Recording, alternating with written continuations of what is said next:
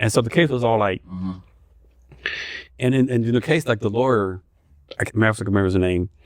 He was like, hey, this is based on moral integrity. You need to say, I euthanize these people because, these conditions, blah, blah.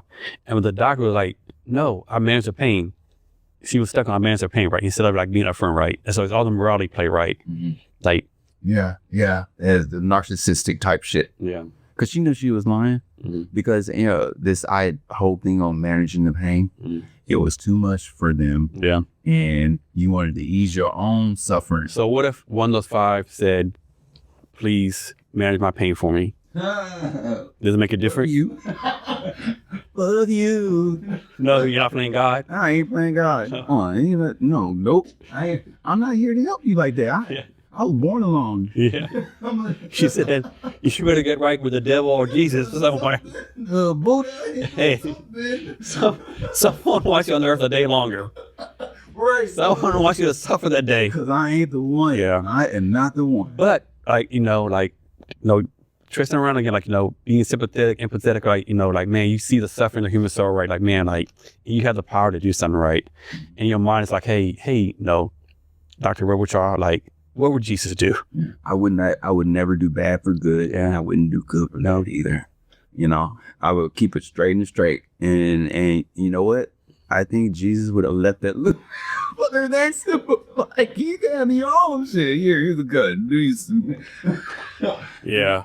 Well, this is really good ethical, and that probably happened in real life, but this was on a TV show, but really good ethical, moral question, right? But we are doing that right now. We have we had the suicide pills here in America now. What? Yes, we have suicide pills here. I know it's in like Europe or something. I know it's here. We have it in about 6-7 states. Are you sure? Yeah, I know it's in Maryland for facts. And there's several other states that are taking it too. But Maryland for facts. The suicide pill is here. And now we don't just have the suicide pill. We have a suicide capsule now where I can watch Netflix, or my favorite movie or audio or my family as it's sweet smelling gas. That's fucking scary, dude. Takes me off to, into a drug induced sleep.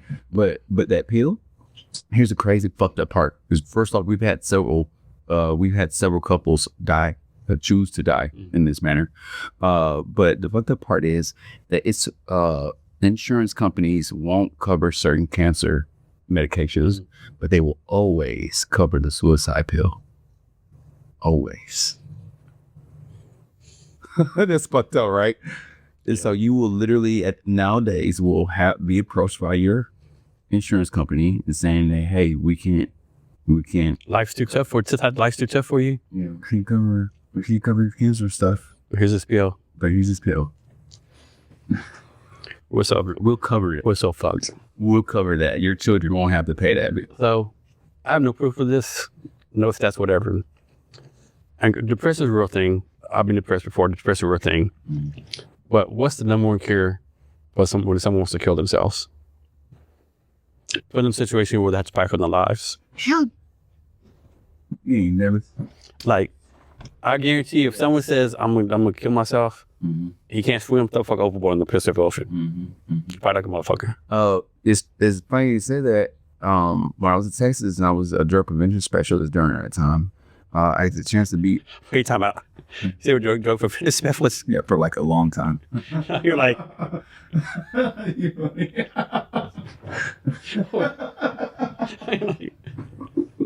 I was really good at what I do. But how many people do you lead us way back then? How many people don't know where I'm at? Someone could have really positive interaction. Like, you fucked up. There's probably some don't tell you like now, don't do drugs. That's why mentor David taught me. I where David's at now. David's probably leading some anti-drug coalition and fucking love it. He's probably in Lubbock, Texas. He's some kind of anti-drug coalition. That's what he would think. Not knowing about his hippies. But I have no idea what we're just talking about. I don't know either. I really lost where we were. Yeah. So it doesn't matter. Oh man. Oh, man. So back to the original train of thought. Original question was, you probably don't remember this, but the original question was, what you go to drink?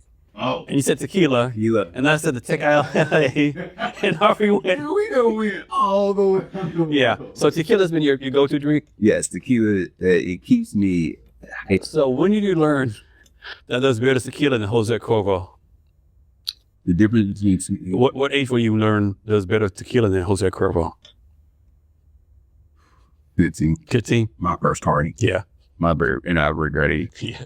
My birth fucked me up. Yeah. I almost stopped drinking completely because of that. Yes. Yeah.